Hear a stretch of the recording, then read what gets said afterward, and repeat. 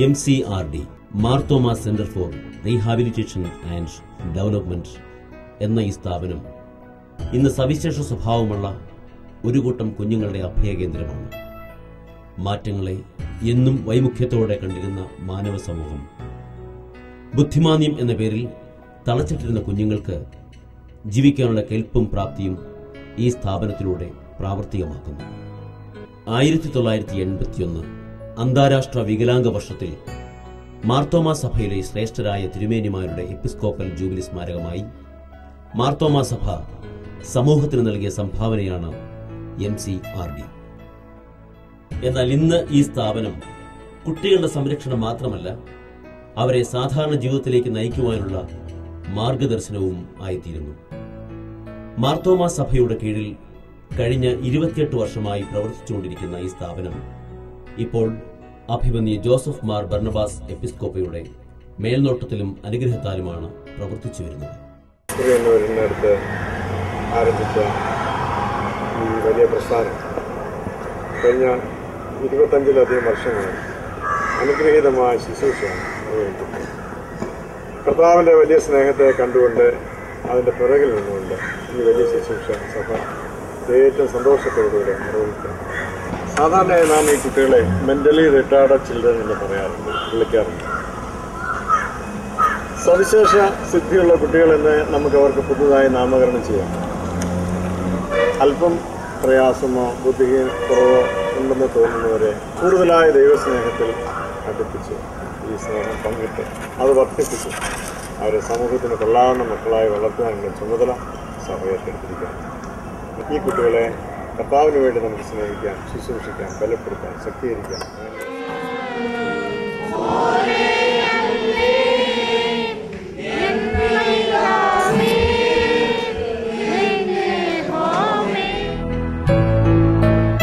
രാവിലെ 9:30 പ്രാർത്ഥനയോടെ സ്കൂളിന്റെ പ്രവർത്തനങ്ങൾ ആരംഭിക്കുന്നു. തുടർന്ന് വിവിധ വിഷയങ്ങളിലായി വ്യക്തിഗത പാഠ്യപദ്ധതി അനുസരിച്ച് ക്ലാസുകളും യോഗയും നടക്കുന്നു.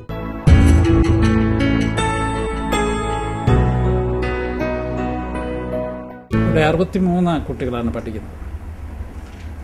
അതിൽ പല തരത്തിലുള്ള കുട്ടികളാണ്. ഡൗൺ സിൻഡ്രോമുള്ള കുട്ടികളാണ് അധികവും.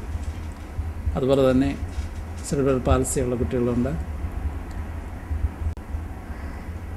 ഫ്രജൈൽ X ക്രോമസോം ഉള്ള ഒരു കുട്ടിയുണ്ട്. അതുപോലെ ഫിനൈൽ കീറ്റോൺ യൂറിയ എന്ന് പറയുന്ന ഒരു കുട്ടിയുണ്ട്. ഓട്ടിസ്റ്റിക് ആയിട്ടുള്ള പല കുട്ടികളുണ്ട്.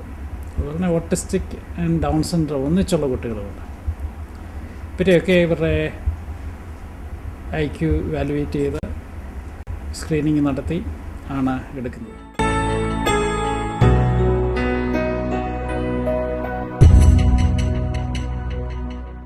ബുദ്ധിമാന്യം സംഭവിക്കാനുള്ള കാരണങ്ങൾ പലതാണ്.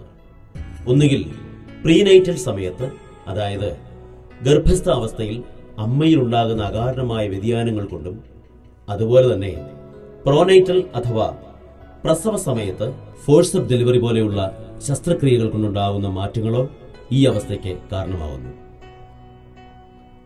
ഇമ്പൾസിവിറ്റി, ഫീനൈൽ കീറ്റോൺ യൂറിയ എന്നീ രോഗങ്ങളും ഈ പട്ടികയിൽ ഉൾപ്പെടുന്നു. ഇമ്പൾസിവിറ്റി ബാധിച്ച കുട്ടികൾ പൊതുവെ വികാരാധീനമായ പെരുമാറ്റം പ്രകടമാക്കുന്നവരായിരിക്കും. ഹൈപ്പർ ആക്ടിവിറ്റി അഥവാ വേണ്ടതിലും ഉപരിയായുള്ള ഊർജ്ജസ്വലത പ്രകടമാക്കുന്ന സ്വഭാവം ഇമ്പൾസിവിറ്റി ഉള്ളവരിൽ കൂടുതലാണ്. ഫീനൈൽ കീറ്റോൺ യൂറിയ രക്തത്തിൽ കീറ്റോണിന്റെ അളവ് കുറവ് കൊണ്ടും കോപ്പർ മെറ്റാബോളിസത്തിന്റെ കാര്യമായ പ്രവർത്തനക്കുറവ് കൊണ്ടും ഉണ്ടാകുന്നതാണ് ഈ രോഗം.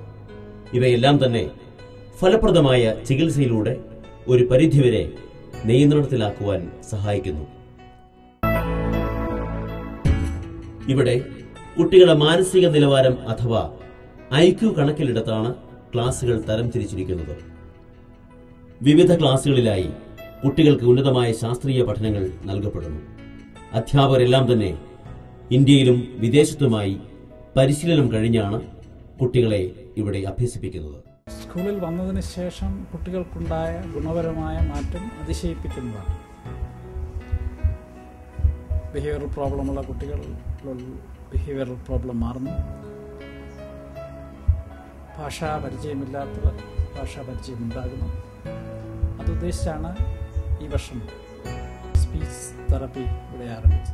I used to bake her breakfast from her home and used to lunch in the tiffin box. I used to get 1,000 rupees as salary. മാതാപിതാക്കൾ ഈ ഗുണപരമായ മാറ്റങ്ങൾ അഭിനന്ദിക്കുന്നു എന്നുള്ളത് സന്തോഷത്തോടെ. ഈ സ്കൂൾ പഠിക്കുന്നതായിട്ടുള്ള ഒരു വിദ്യാർത്ഥി എൻ്റെ മകനാണ്. അവന് ജനനത്തിൽ 28-ാം ദിവസം മുതൽ ഫിറ്റ്സ് പോലെ ഉണ്ടാകുമായിരുന്നു. തുടർന്ന് ഈ സ്കൂളിലെ 12ാമത്തെ വയസ്സിൽ കൊണ്ടാക്കി. അതിനുശേഷം അവന് വളരെ ഡെവലപ്പ് ഉണ്ടായി. വളരെ വിജയമായിട്ട് അവന് ജീവിതത്തെ മുമ്പോട്ട് നയിക്കാനായിട്ട് സാധിച്ചു. ഈ സ്കൂളിൽ പഠിപ്പിക്കുന്നതായിട്ടുള്ള അധ്യാപകർ, അവരെ നോക്കുന്നതായിട്ടുള്ള ഓരോ വ്യക്തികളും, എൻ്റെ ഡയറക്ടർ അച്ഛനൊക്കെയും വളരെ നല്ല രീതിയിൽ അവരോട് ഇടപെടുകയും മാന്യമായിട്ട് അവർക്ക് സമൂഹത്തിൽ ജീവിക്കാനുള്ളതായിട്ടുള്ള ആവശ്യമായിട്ടുള്ള എല്ലാ നല്ല കാര്യങ്ങളെ കൊടുക്കുവാനും അവർക്ക് സാധിച്ചു.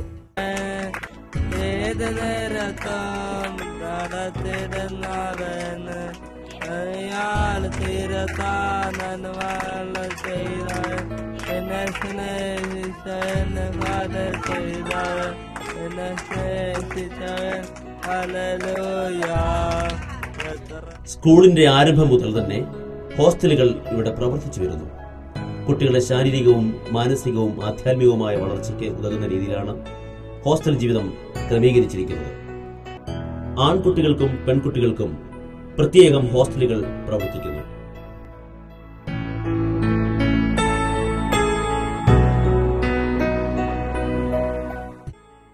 കുട്ടികളുടെ എല്ലാവിധ പ്രാഥമിക ആവശ്യങ്ങൾക്കും അവരുടെ എല്ലാ പ്രവർത്തനങ്ങൾക്കും ഇവിടെ ആയമാർ സേവനം നൽകി വരുന്നു. ഇവരുടെ കൂട്ടത്തിൽ സ്ഥാപനത്തിന്റെ ആരംഭം മുതൽക്കേ ശുശ്രൂഷകൾ ചെയ്തിരുന്നവരും ഉൾപ്പെടുന്നു. ഇപ്പോഴും അവർ തങ്ങളുടെ സേവനം കുട്ടികൾക്കായി നൽകിക്കൊണ്ടിരിക്കുന്നു.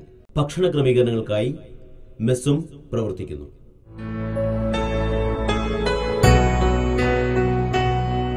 ഉന്നതമായ വിദ്യാഭ്യാസ സൗകര്യങ്ങൾക്ക് പുറമെ തൊഴിലധിഷ്ഠിത പരിശീലനങ്ങളും ഇവിടെ നൽകപ്പെടുന്നു. തയ്യൽ, നെയ്ത്ത്, മെഴുകുതിരി നിർമ്മാണം എന്നിവയാണ് അവ. ഇത്തരത്തിലുള്ള പരിശീലനങ്ങൾ കുട്ടികളെ തൊഴിൽ മേഖലയിലേക്ക് കൈപിടിച്ചുയർത്തുന്നു.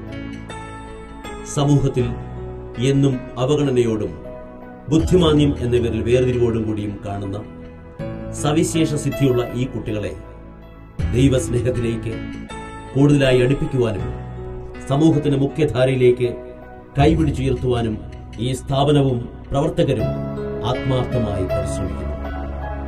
ഈ ശുശ്രൂഷയിൽ ഇവരോടൊപ്പം നമുക്കും പങ്കുചേരാം. അവർക്ക് വേണ്ടി